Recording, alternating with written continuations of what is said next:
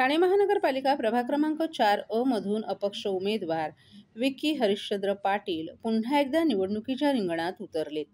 प्रभागातील नागरिकांना भेडसावणाऱ्या गटार, मीटर आणि पाणी पुरवठा या मूलभूत प्रश्नांना प्राधान्य देऊन ते सोडवण्याचा निर्धार त्यांनी व्यक्त केलाय। प्रचारादरम्यान नागरिकांशी संवाद साधताना विक्की पाटील यांनी प्रभागातील पाणी पुरवठा सुरळीत नसणं, गटारांच्या समस्या आणि मीटर संदर्भातील तक्रारी या दीर्घकाळापासून प्रलंबित असल्याचं सांगितलं। निवडून आल्यास या सर्व प्रश्नांवर तातडीने आणि प्रभावी उपाययोजना केल्या जातील असंही त्यांनी आश्वासन दिले। माजी महापौर हरिश्चंद्र पाटील यांचे ते चिरंजीव असून त्यांना भक्कम राजकीय पार्श्वभूमी लाभली आहे। या अनुभवाचा फायदा प्रवर्गातील विकास कामांसाठी करून घेणार असल्याचंही त्यांनी सांगितलं। स्थानिक रहिवाशांच्या विश्वासावर आणि विकास कामांच्या जोरावर यावेळी नागरिक आपल्याला मतांनी निवडून देतील असा विश्वासही विक्की पाटील यांनी व्यक्त केलाय। प्रभागात पुन्हा एकदा परिवर्तन घडवण्याच्या उद्देशाने ते निवडणूक लढवत असून त्यांच्या प्रचाराला नागरिकांचा सकारात्मक प्रतिसाद मिळत असल्याचंही चित्र आहे। विक्की हरिश्चंद्र पाटील माजी महापौरांचा वारसदार म्हणून आता तुम्ही निवडणुकीच्या रिंगणात उभे आहात। सर, काय सांगाल? पहिली गोष्ट तर मी तुम्हाला सांगू इच्छितो, मी विक्की हरिश्चंद्र पाटील या नावाने पर्चा भरला नाही। मी जो पर्चा भरलेला आहे सर्वसामान्य लोकांमध्ये जाऊन मी पर्चा भरलेला आहे। आज मला ज्यावेळी ही उमेदवारी नाकारली गेली, मी जो काम करत होतो माझ्या संस्थेच्या वतीने, माझे आजोबा श्रीपद कृष्णा पाटील कैलासवादी यांच्या फाउंडेशनच्या वतीने मी 2012 सालापासून 2025 सालामध्ये काम केलेलं आहे। सर्वसामान्य लोकांचे प्रश्न मी मार्गी लावलेले आहे। कुठलीही गोष्ट असेल, विक्की पाटील तुमच्या दारात असतो, विक्की पाटील तुमच्या सुखदुःखात असतो, हे मी या निमित्ताने पुढे नेण्याचं काम केलेलं आहे।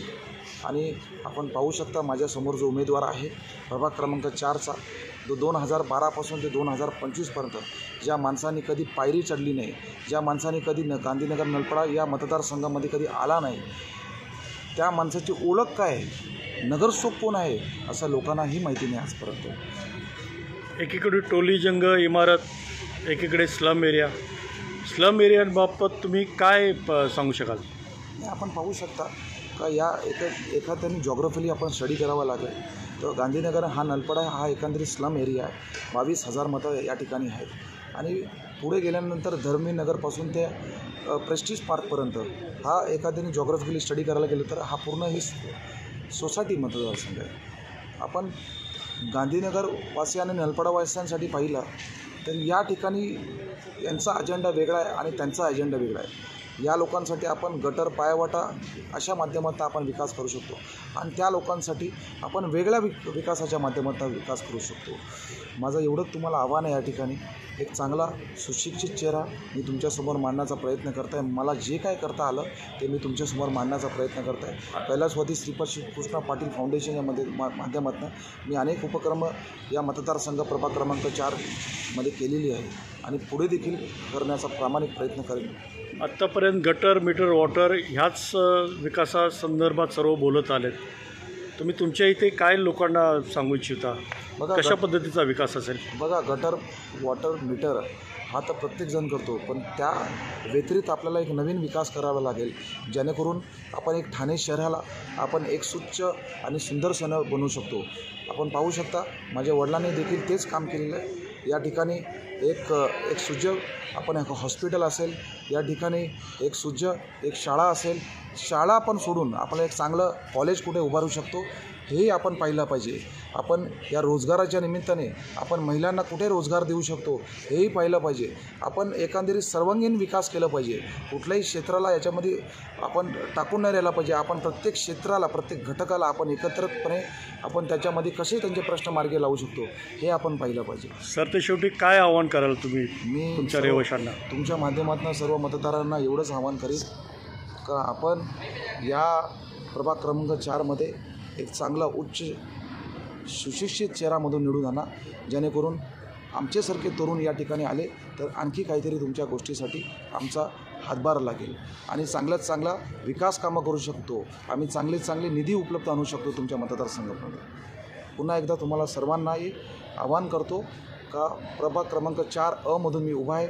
माझे निशाणे सिलिंग फॅन याचं बटन दाबून मला प्रचंड मताने विजयी करा। धन्यवाद।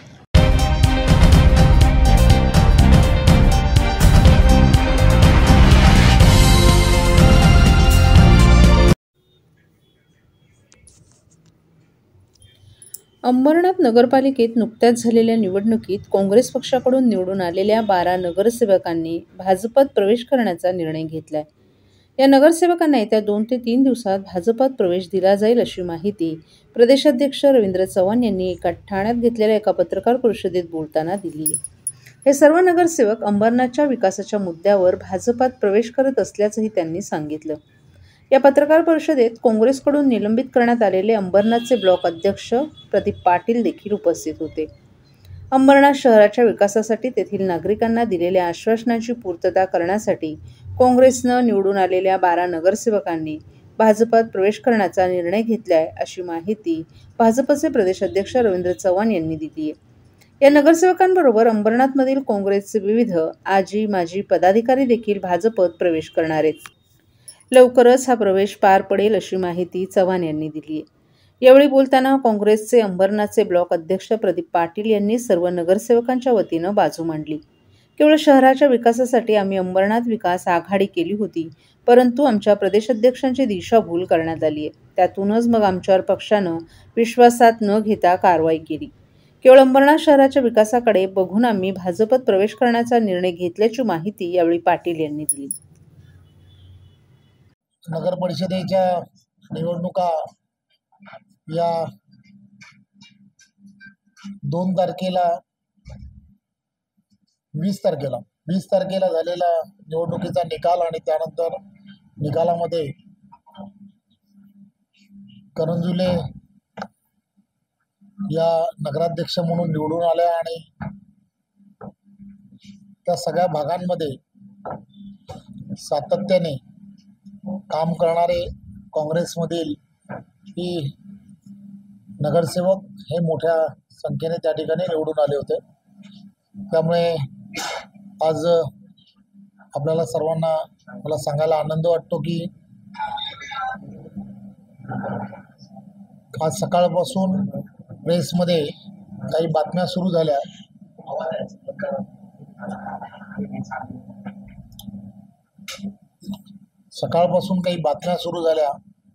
आणि मग त्या दृष्टिकोनातून आपल्या सर्वांना त्यामधली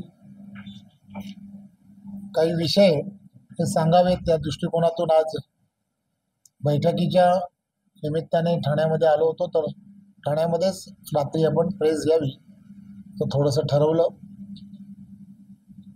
काँग्रेसमधून त्या ठिकाणून निवडून आलेले नगरसेवक हे सर्व, त्यांच्याबरोबर असणारी पूर्ण तिकडची काँग्रेसमधली टीम, महिला आघाडी, आजी माजी जे नगरसेवक आहेत आणि पूर्ण टीम ही भारतीय जनता पार्टीमध्ये त्यांनी सर्वांनी प्रवेश केलेला आहे.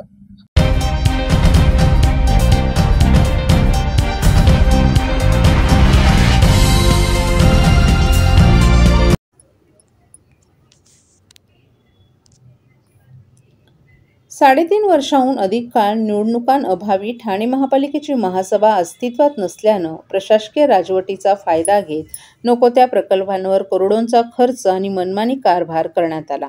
आता काही दिवसातच निवडणूक आटोपून नगरसेवक महासभेत स्थानपन्न होणार आहेत. त्यावेळी कारभाराचं पितळ उघडं पडू नये म्हणून केलेल्या कामांचा लेखाजोखा ठेवण्यासाठी अधिकारी आणि कर्मचाऱ्यांची पळापळ सुरू झाली आहे. ठाणे महापालिकेतील नगरसेवकांचा कार्यकाळ संपून 4 वर्ष उलटली. सुरुवातीच्या काळात लोकप्रतिनिधींच्या हस्तक्षेपामुळे काही कामं सुरळीत चालली होती. मात्र प्रशासकीय राजवटीत कामकाजाकडे दुर्लक्ष झाले. त्याचा थेट फटका शहरातील नागरिकांना बसू लागला. अनेक मूलभूत सुविधांची वाणवण निर्माण झाली. सर्व अधिकारी आयुक्तांकडे असल्यामुळे महासभा झाल्या नाहीत. प्रशासकीय सभा आयुक्तांच्या दालनात व्हायच्या. तसंच वित्तीय मान्यता परवानगी देण्याचा अधिकार आयुक्तांना होता. आता निवडणुकीचा रणसंग्राम सुरू असून अवघ्या 1 आठवड्यानंतर मतदानाची तारीख आली आहे.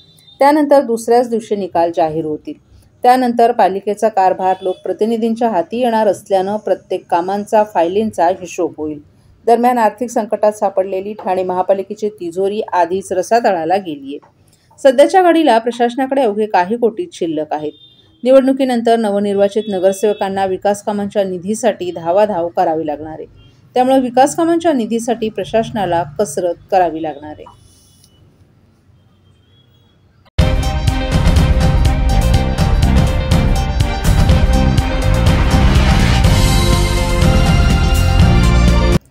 ठाणे जिल्ह्यासह संपूर्ण MMR क्षेत्रातील मूलभूत गरजांसह दैनंदिन जीवनात भेडसावणाऱ्या वाहतूक, कोंडी, कचरा आणि पाणी पुरवठ्याच्या समस्यांवरील कृतीशील आराखड्याचं सविस्तर विवेचन करून मुख्यमंत्री देवेंद्र फडणवीस यांनी ठाणेकरांना आश्वस्त केले.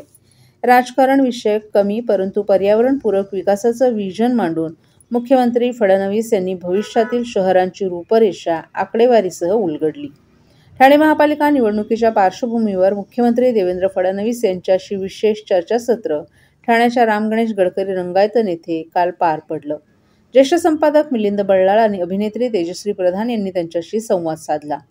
यावेळी भारतीय जनता पार्टीचे प्रदेशाध्यक्ष रवींद्र चव्हाण, आमदार संजय केळकर, आमदार निरंजन डावखरे, प्रदेश सचिव माधवी देसाई, भाजप जिल्हा अध्यक्ष संदीप लेले आदींसह अनेक पदाधिकारी देखील उपस्थित होते.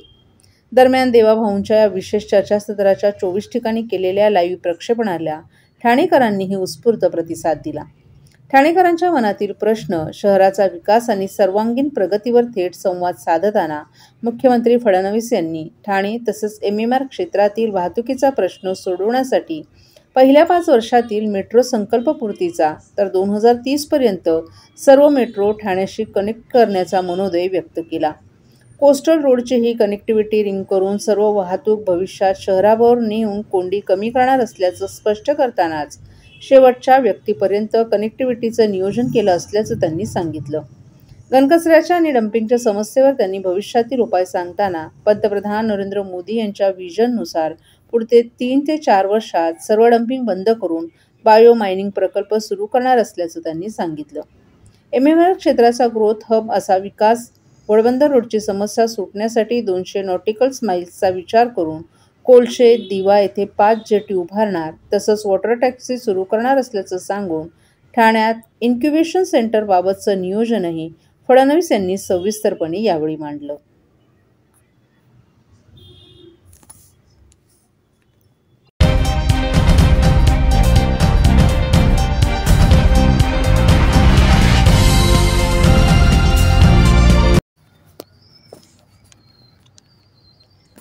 मनसेच्या इशाऱ्यानंतर प्रशासन हादरलं, निवडणूक अधिकाऱ्यांवरील कारवाईचा चेंडू आयोगाच्या कोर्टात.